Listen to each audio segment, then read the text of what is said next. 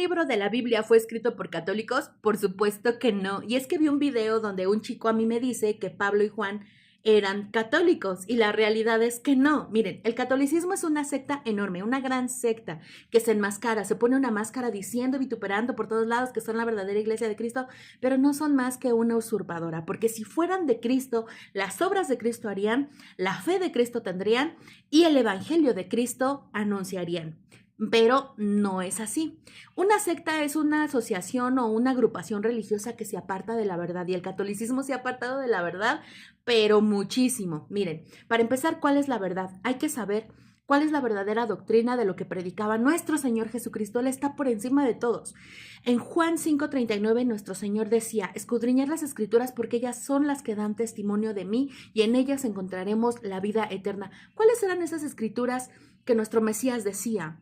¿Qué había de escrituras? ¿Ya había una Biblia? ¿Ya habían padres de la iglesia? ¿Ya había un Désinger? ¿Ya había un catecismo? No, estaban profetas y mandamientos. Profetas y mandamientos eran las escrituras que se tenían, los rollos, los salmos, etc. Entonces la escritura para nuestro Mesías eran profetas y mandamientos, el pasado. Ahora en Juan 7:16 al 18 él dice que la doctrina que él da es la que viene del Padre y el Padre que dio mandamientos y profetas.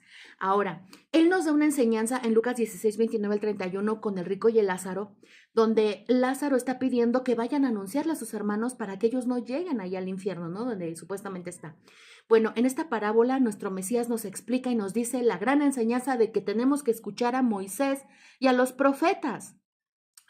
Nosotros tenemos que escuchar a Moisés y a los profetas. Moisés es la representación de la ley o de los mandamientos. Así que la doctrina de nuestro Señor Jesucristo, que son mandamientos y profetas, esa es la sana doctrina para nuestro Señor Jesucristo. Ahora, Juan y Pablo predicaban la sana doctrina, sí, porque Juan se dedicó a decir que los mandamientos eran buenos y que esos demostraban el amor que nosotros le teníamos al Padre y que demostrábamos obediencia a través de ellos. E inclusive Pablo de igual manera explicaba la consumación de la ley y de los profetas en el Mesías y se encargaba de decir algunas dictámenes o algunas leyes a las iglesias para que se comportaran como una verdadera iglesia de Jesucristo.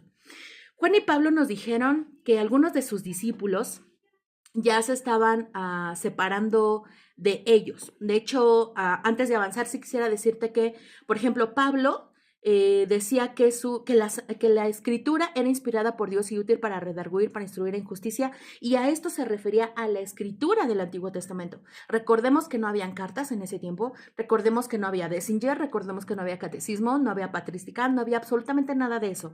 Cuando él dice que la escritura es inspirada por Dios, se refiere a profetas y mandamientos. Cuando tú veas que Pablo o los discípulos mencionan la escritura, recuerda que son profetas y mandamientos porque nada de lo que nosotros vemos del Nuevo Testamento aún estaba escrito.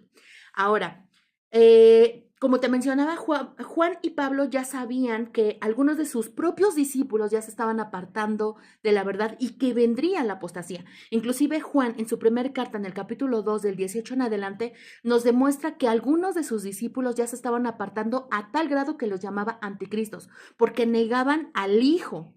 Entonces, Juan ya nos está demostrando que había cierta apostasía ya en esos tiempos y que venía de parte de sus discípulos. Inclusive Pablo también nos dice que iba a venir la apostasía. Para eso te dejo estas citas bíblicas. Primera de Timoteo 4:1, Segunda de Tesalonicenses 2:3, Gálatas 1 del 8 al 9 y Colosenses 2:8. Fíjate, Colosenses 2:8, que nadie venga con filosofías y vanas sutilezas. Mucha de la doctrina católica está formada de concilios, de tesis, de pura filosofía que se fue creando con la patrística, ¿vale? Que se fueron creando con filosofías como si Jesús es Dios y María es madre de Jesús, entonces María es madre de Dios y hacen filosofías ahí, huecas, sutilezas, etc. Gálatas 1:8, cuando Pablo le decía a los de Gálatas, si alguien viene con un evangelio distinto, que sea anatema. ¿Qué iglesia vemos que predica un nuevo evangelio, un evangelio que no predicó mi Señor Jesucristo? ¿Qué iglesia dice que sin María no hay salvación? La Iglesia Católica.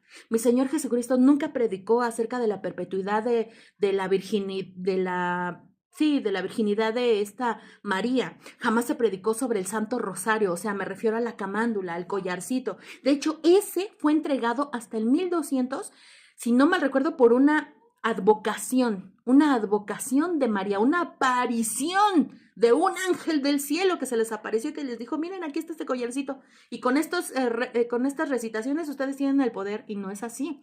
Ahora, jamás se predicó sobre el purgatorio. De hecho, tuercen una parábola para poder hablar del purgatorio.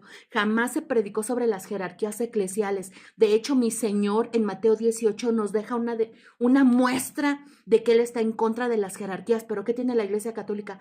Papa, cardenal, obispo, etcétera, y hasta abajo los laicos. Mi Señor agarró un niño y dijo, este es el mayor de todos. Mi Señor no quiere a nadie por encima de nadie, ni siquiera con los ministerios. Los ministerios son ministerios, porque la cabeza es Jesucristo. Jamás se predicó sobre la beatificación y canonización de santos. Jamás se predicó sobre que mi Señor Jesucristo iba a dejar a un vicario, alguien que lo representara en este mundo y tendría el poder de atar y de desatar como si fuera un poder, un dominio, un atributo de autoridad para poder gobernar a las naciones. No, señores, eso nunca fue. Mi Señor Jesucristo es la cabeza y nosotros somos el cuerpo. Efesios 1 del 22 al 23 y primera Colosenses 1, 18.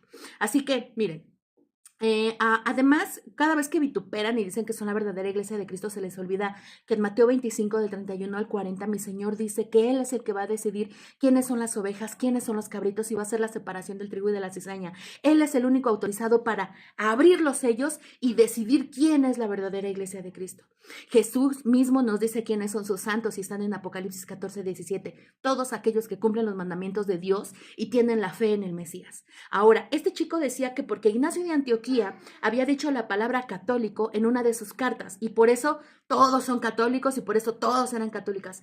Pero me da la curiosidad porque inclusive yo puedo decir que Ignacio de Antioquía dijo la palabra católico como haciendo referencia a este texto de ir por todo el mundo y predicar el evangelio a toda criatura, porque el evangelio y la iglesia de alguna manera sí es de todo el mundo, pero no creo que se haya referido a la iglesia católica por lo menos la actual, ¿no? La iglesia sí tiene un nombre y fue mencionado, y ese nombre de la iglesia fue mencionado desde Génesis y no se llama católica. De hecho, el mismo nombre de cristianos era un nombre despectivo que se le decía a los cristianos en Antioquía.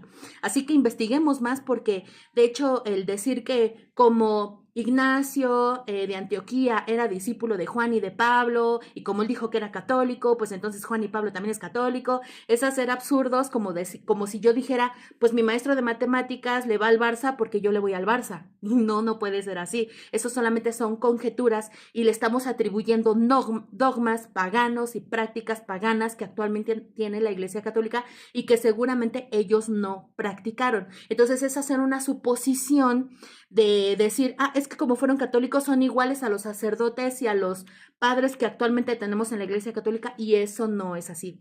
Ahora, este chico dijo otra afirmación que me voló la cabeza, y es que dijo que el Dios de los judíos es un Dios con ciertas limitaciones en su revelación. Y bueno, pues sí me hizo pensar que el Dios católico no es el mismo Dios al que yo sirvo. Y miren, les voy a decir por qué. Porque el Dios del catolicismo no es el mismo que yo sirvo. ¿Por qué? Porque Él pide que se guarde el secreto de confesión. El secreto de las fechorías de los pecadores no se pueden decir y no se pueden entregar a las autoridades. Permite que los injustos paguen por su perdón. Permite que se ganen el cielo con obras. Se encarna en un pan.